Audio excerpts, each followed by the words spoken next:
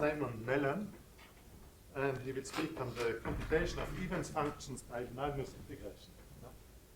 Yeah, sorry, I changed the title slightly. So really what I'm talking about is going to be the stability of nonlinear waves, and I just wanted to kind of maybe give an overview of what the latest state of play is as far as shooting methods is concerned for finding the eigenvalues of linear operators associated with the stability of traveling waves and fronts. So let me start by acknowledging my collaborators. I've been lucky to work with some very good people. Which is the...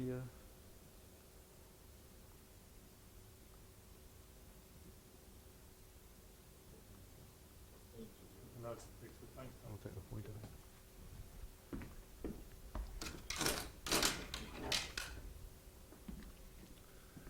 So I've been lucky to work with some very good people. So in particular, Naira Aparicio, Marcel Oliver, and I had a postdoc for a couple of years in Heriot-Watt, so Jitsi Neeson. And also recently, together with Jitsi, I've been working with Vera Tumla at Bielefeld University. And parts of my talks will have contribution from all these people. And I'll also kind of take this opportunity to thank people who have explicitly or implicitly helped me and this work over the years. So in particular, Tom Bridges, of course, Aria, and Christian, who always given a lot of support for this work. So I'll introduce the problem and kind of start very gently and talk about the types of spectral problems that I'm interested in. And then I'll introduce the Evans function and why it might be numerically a good idea to project the problem onto a Grassmannian manifold. And then I'll actually probably do some examples, and then I'll come back to this kind of latest idea of continuous orthogonalization and how this helps what has been a big problem with converting the shooting method to multi-dimensional stability. So I have a take-home message, and that is, I'll hopefully get to this at the end, that shooting methods are about to take off, at least in the, hopefully in a multi-dimensional scenario. Okay, so this is the type of problem that I'm thinking of. So some of my background comes from reaction diffusion equations. So in particular, I might have a coupled system of reaction diffusion equations like this for two chemical species, U and V. And there's some diffusion, and I'm going to suppose that the diffusion coefficient is different than 1. And I'm assuming here that I'm in some frame of reference which is traveling to the right with some speed c, which is going to match the speed of an underlying traveling wave. And I suppose that I have two homogeneous fixed points, and the system satisfies these as boundary conditions in the far field at plus or minus infinity. And so you can think of there being essentially a traveling wave as being a stationary solution to this problem, which is traveling to the right with speed c, and it's a homoclinic connection between these two homogeneous fixed points. So this is an example of a nonlinear wave in which we want to decide on the stability of this or not. Okay. So I'll denote UC as being this traveling wave, as this time-independent solution to this system of reaction diffusion equations. And of course, you do the usual thing in order to determine linear stability. You substitute in this perturbation ansatz. So take the traveling wave, add in a perturbation, assume the time dependency is of this form, and the spatial form of the perturbations is given by this U hat.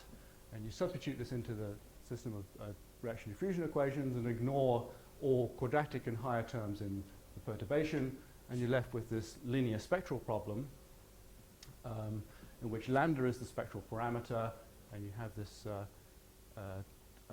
linear differential operator where B is a diagonal matrix containing diffusion coefficients, and this is the Jacobian of the nonlinear term evaluated at the traveling wave, and it's kind of like the potential in some sense. And so what are we interested in? Well, we're interested in finding the values of lambda such that there's a non-trivial solution to this linear system of differential equations satisfying zero boundary conditions in the far field. Okay, so what are strategies for finding the eigenvalues for such a problem? Well, you can always project onto some kind of finite dimensional basis, whichever your appropriate one might be for the situation that you've got. And then you're left with a finite dimensional algebraic eigenvalue problem, which you might want to solve. And well, the advantages are that it applies to structures of any dimension. You're not kind of restricted in some sense. It's maybe a bit more difficult, but you can essentially apply it to any dimension. And the disadvantages are that, of course, the accuracy of your eigenvalues is going to depend on the size of the basis that you've projected onto. And if you need to kind of change that, then you might have to resolve the problem, and that's quite costly and might be quite difficult. It's not impossible, and of course you can do that, but it's costly. So the idea of shooting and matching is, of course, well, I'll explain this in detail in a minute, but essentially you're trying to pick your spectral parameter, shoot from one side and try and match it to the boundary conditions at the far side, and adapt your spectral parameter to try and make sure that you do match those boundary conditions. And of course it's quite natural and quite easy to fine-tune the accuracy and introduce some kind of adaptivity. But there is a kind of a problem, and I'll hopefully kind of come to this at the end, that, well, this is by its description, it's a one-dimensional type of method. Although that doesn't really kind of, that's not really kind of what restricts it in some sense. It's the numerical kind of problems that come up when you try and apply it in the multidimensional scenario that actually restricts its use. But recently, people have started to get around this. Okay, so that's my eigenvalue problem, and let me just describe this kind of shooting idea and introduce the Evans function at the same time. So there's the eigenvalue problem. Let's just it's a second order system. Let me just reformulate it and write it as a first order system, in which case, so y is just the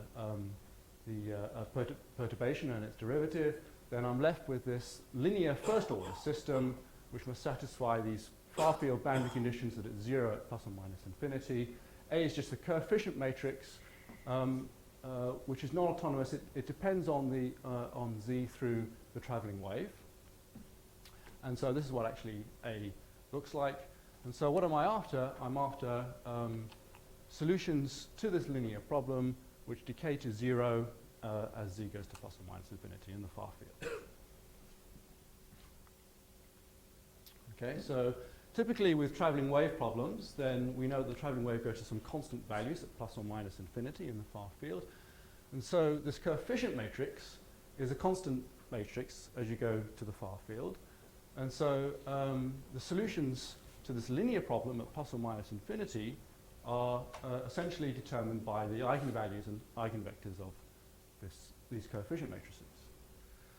So I'm going to suppose that this actual matrix here, the coefficient matrix in the problem, has a k-dimensional unstable manifold as you go to your left or to the negative side, and it has a 2n minus k dimensional stable manifold as I go to the opposite side. Now, if I'm talking about a pulse, and this is quite natural, because if what I'm doing is linearizing about a pulse, then these two matrices at plus or minus infinity are the same, because the pulse is going to the same values at plus or minus infinity. And so naturally you might expect there to be a k, and this is the order of the system, and a 2n minus k splitting. So what am I looking for here? So I know that this linear problem has a k-dimensional subspace of solutions decaying to one side, and a 2n minus k-dimensional subspace of solutions decaying to the other side. And I'm looking for values of the spectral parameter lambda, such that there's a solution which lies in both those spaces at the same time. So if I have a set of if I look at the basis for this unstable manifold, let's suppose that I have, so it's k-dimensional, so I have k solutions to the linear problem, which act as a basis to the stable manifold to the negative direction. And I have a 2n minus k basis of solutions, which act as the basis in the other direction. Then the only way that I can have a solution which lies in the spaces which are spanned by both sets of solutions simultaneously is if the basis of each subspace is linearly dependent on each other. Is there any way I can have a solution which lie in both? And that corresponds to an eigenfunction. If I have that, then I've found an eigenvalue, and the solution is the eigenfunction. So when they're linearly dependent, if you take the matrix of the solutions of the full set of the spaces, this determinant must be 0. So you define this Evans function to be this determinant. You construct the basis for the unstable manifold to the negative direction and stable manifold to the positive direction. And where this determinant is 0, you're actually, the values of lambda for which that is true, you've actually found an eigenvalue. Okay? You can pre-multiply by this prefactor, which makes it independent of the variable xi as it should be. And so the Evans function really is this function of the spectral parameter, and you look for where this Evans function is 0. Okay. So the problem really is now to construct the Evans function, and you'll also notice that, well, okay, these are each vectors, 2n vectors, and I have 2n of them, and this determinant is simply this exterior product of 2n exterior product of these 2n vectors. Okay, so I'll come back to that in a little bit. Okay, so this idea, the Evans function, is named after Evans. It goes back to the 1970s. And there's a very important paper in the theory of Evans function by Alexander Gardner and Jones in 1990. And as already mentioned, essentially the zeros of this Evans function is where eigenvalues occur. And the multiplicity of the 0 corresponds to the multiplicity of the eigenvalues. You can also prove that the Evans function is analytic to the right of the essential spectrum. And as I'll explain in a second, you can actually locate in global regions in the spectral parameter plane where there are eigenvalues inside particular contours or not. Okay, so here's a picture of the spectrum. So this, I'm thinking of here of a linearized operator that's come from a reaction diffusion system. So you might have the essential spectrum, which is bounded by these green curves, which consist of the continuous spectrum, and the purple bit is supposed to be the residual spectrum. We know that the essential spectrum is bounded by these curves, or the outermost curves of the continuous spectrum. For these typical type of operators that I've been talking about, it may be sectorial, so you know that there's no spectrum in this blue region, and it must be contained to the left of this blue region. There'll always be an eigenvalue at 0 due to the translation invariance of the problem. And what are we looking for? Well, for all these problems, we can locate where the continuous spectrum is, so we're not interested in instabilities that are occurring because the continuous spectrum impinges into the right-half plane. We're interested in where isolated eigenvalues move into the right-half plane, and we have an instability of that sort. So we're interested in finding where zeros of the Evans function, which is analytic to the right of this outermost green curve, start to move into the right half plane. But we know that the Evans function is analytic to the right of the essential spectrum. So what we can do is we can see how the argument of the Evans function changes as we go around this contour. And by the argument principle, how that changes will count the number of zeros inside the contour.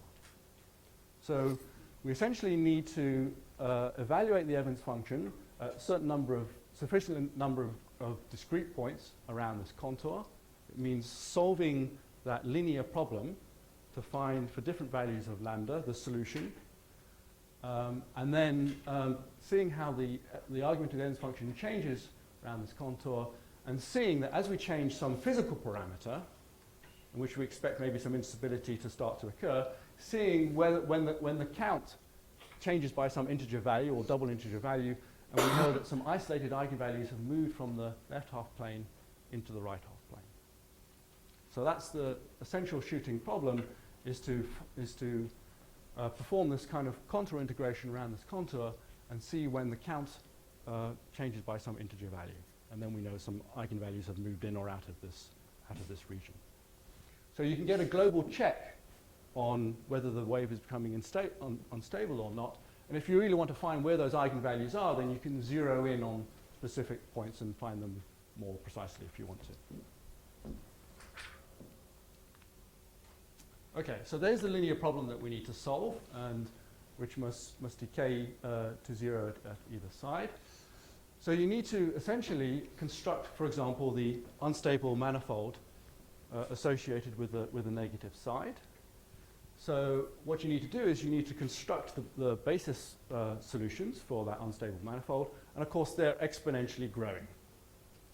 So you want to avoid integrating exponentially growing solutions. But we know what the exponential behavior is in the far field. So we rescale the problem by the known exponential growth. And so if you substitute this form into the linear problem, you're just left with this nice linear problem in which the eigenvalues of this matrix, I'll call them the spatial eigenvalues, are shifted by this exponential scaling factor. And so if you consider the basis solution which has the largest exponential growth, then you can rescale by that largest exponential growth, and the corresponding mode that you're now integrating along is a zero mode, and that's a stable thing to do numerically. So you can integrate that and you can construct that solution no problem. The trouble is when you need to then try and find the solution which has the second most unstable growth.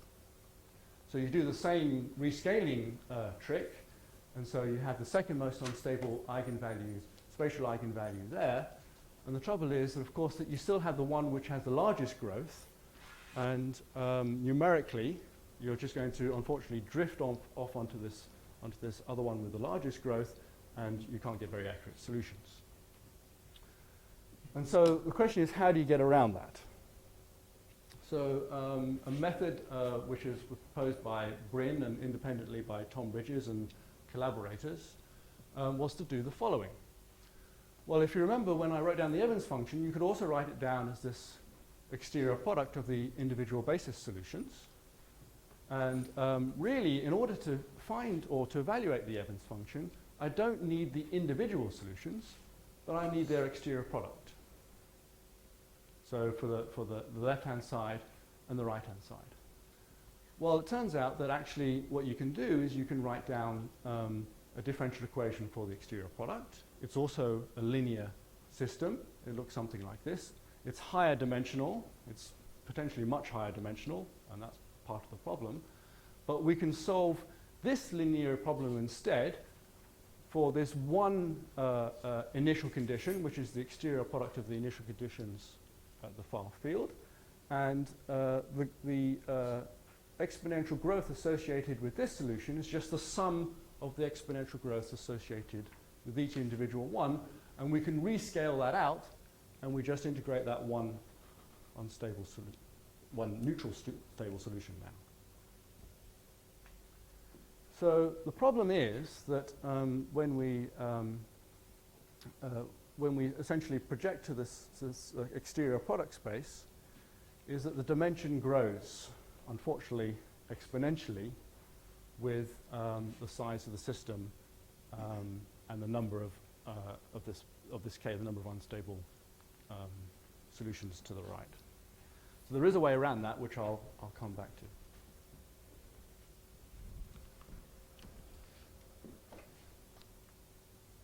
Okay, so essentially what we need to do is we're going to need to evaluate the Evans function by solving that linear problem in the exterior product space for many different parameter values, for example, round that contour for different values of lambda. The system can become oscillatory or stiff, so in particular that happens as I integrate along that part along the imaginary axis. And we need to solve this linear system, and there are regions where we're solving this linear system, which the underlying solution is this traveling wave, which contributes to the potential, which is slowly varying, but we need to compute it numerically because we can only find the traveling wave numerically. Okay, so this brings up some ideas that we kind of thought about to try and help the problem and make it more accurate. So this sort of issue of a near autonomous or oscillatory problems you would think would suit Magnus integrators really well, and it does. And then another idea, which goes back to Pécresse and Mohn, was to somehow or other use sort of the Magnus schemes to try and integrate the problem independent of the well, to separate out the parameter parts and try and integrate the problem in some kind of pre-computation step. I'll explain this in a second in a bit more detail. Okay, so the idea is to use the Magnus series. So to write the solution in this exponential ansatz, and there we have the first few terms in the Magnus expansion, and plenty of people have looked at that. And recently there's a very nice convergence result by Pécresse and my postdoc Jitsi Neeson, which proved that the radius convergence is now pi. And the pre-computation method idea is essentially the following.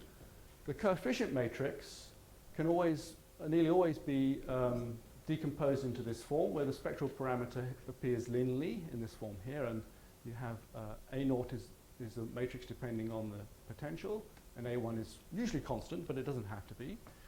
And if we substitute this form into the Magnus expansion here, we see that we can integrate this part, and of course the trivially this part here, independent of the spectral parameter lambda. And similarly here, if I substitute this ansatz into here, I'll get some, in fact, it's not quadratic, but linear form in lambda, contributing from this term. And I can integrate the coefficients of lambda and lambda naught independent of that parameter. And then I do that on each time step. And to evaluate the solution, so I pre-compute all these integrals or all the coefficients beforehand, independent of the spectral parameter lambda. And then I compose the solution, taking the exponential of the series with the pre-computed coefficients. For each value of lambda, I compose the solution and construct the Evans function. And so as I change lambda, I don't need to reintegrate the coefficients. I just need to recompose the solution. And so that's a very efficient way, in fact, of constructing the Evans function. So you do the most work, which is involved in integrating these coefficients on each time step beforehand, and then you can quite cheaply scan the parameter plane if you want to find where zeros of the Evans function are. Okay, so this goes back to that autocatalytic reaction diffusion problem I had right at the beginning. And this is an example where I've done this pre-computation method, and I've scanned the parameter plane. And the lines that you see are the zero contours of the real and imaginary parts of the Evans function. So dashed line is the imaginary part, and the solid line is the real part of the zero contour. So there is a zero at the origin due to translation invariance. And this was a parameter in the nonlinear term, which was just the power of the nonlinearity. And you can see that the zero contours cross here, so there's an eigenvalue there and a complex conjugate eigenvalue there. And at the moment, they're in the left half plane because the imaginary axis is coming down here. So as I increase this parameter m, you can see that the eigenvalues have now moved into the right half plane, and a hot bifurcation has occurred, and this traveling wave starts to oscillate. Okay, so I'll just give you some kind of empirical kind of themes about using different numerical schemes. So the two that we've tested the most and proved in general tests to be the ones which were most accurate were the Magnus fourth order and Gauss-Legendre fourth order. These are two sets. This is for one step size, and this is for a smaller step size. So there's two pairs here. This is essentially the error in the Evans function when computing it up along the imaginary axis as I change the value of the spectral parameter. So y is just the distance along the positive imaginary axis of the spectral parameter. And so what happens is you can see that actually Gauss-Legendre is, I would consider this to be essentially a classically stiff regime for the linear problem. And the error in the Evans function shows that actually Gauss-Legendre is by an order of magnitude more accurate compared to Magnus. And then essentially Magnus has some kind of problem as we get past, say, 10 to the power 5, which is actually quite high. So in this classical stiff regime, we have that the Gauss-Legendre is actually more accurate. On the other hand, if I go to a part of the parameter plane, lambda parameter plane, where the solutions to the linear problem are oscillatory, so if I go near the essential spectrum, then the eigenvalues of my coefficient matrix are becoming, well, some of them are becoming almost pure imaginary. So here I've got the error in the compared to step size in the Magnus compared to the Gauss-Legendre, and I'm moving in the spectral parameter plane horizontally towards the central spectrum. So they go from this picture to this, to I think this picture to this one, to this one, to this one. You can see that as I get into a more highly oscillatory regime, then the Magnus expansion becomes much more accurate, which we kind of expect to be the case. Okay, so we essentially have that if we're not anywhere near the oscillatory regime, then Gauss-Legendre is actually better. If we're in a highly oscillatory regime, then the Magnus scheme is best. And also the Magnus scheme actually affords we have an idea of the error a priori, and we can say a lot about the error and introduce adaptivity and so forth. Okay, so we can make this more rigorous, and we have done so, but I'm going to skip this bit in the interest of time. And just come to more recent stuff and try and cut to the chase. So this empirical evidence that somehow or other Magnus is good when we're near an oscillatory regime, and Gauss-Legendre is better otherwise. Well, this has been studied in detail by my postdoc, Jitsi Deason, who looked at the scalar reaction diffusion equation. And in this kind of stiff regime where the spectral parameter is large in size, he essentially has shown that actually the Magnus scheme suffers from order reduction. And so the fourth order Magnus scheme essentially behaves like a second order scheme. But actually, because of the actual ansatz, the exponential ansatz, when you construct the Evans function and you take the exterior product of the two solutions from the left and from the right, that the leading order term in the error cancels out, and it recovers its fourth order.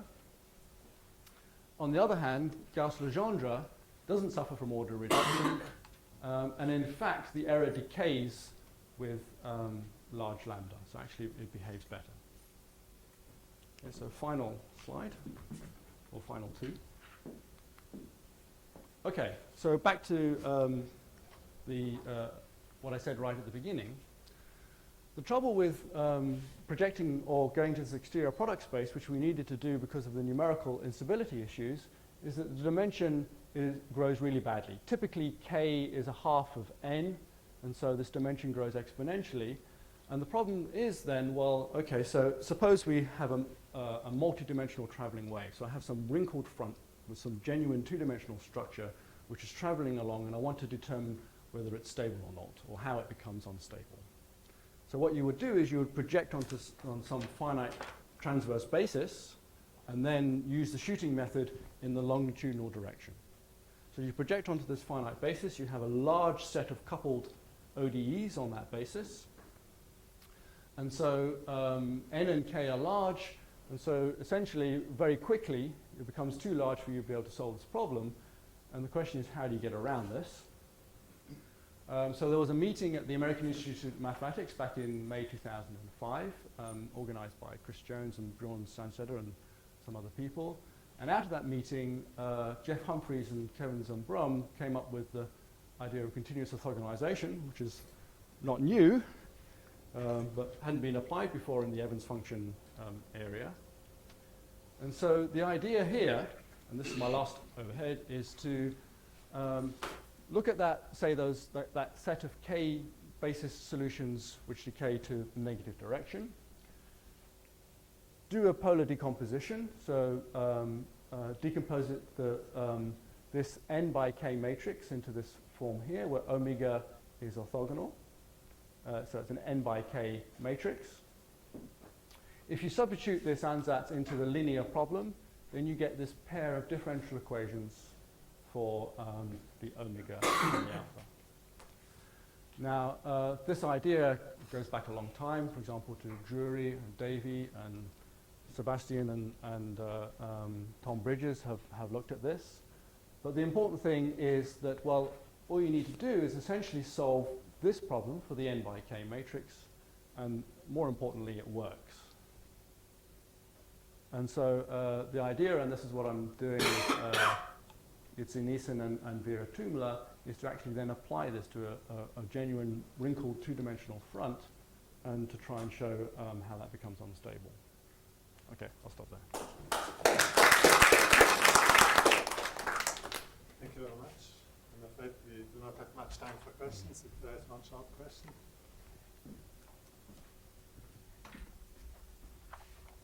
Oh, so thank you once more.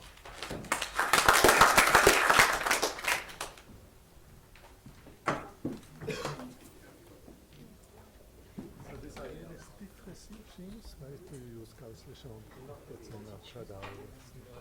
Radar? Just there. Are they better?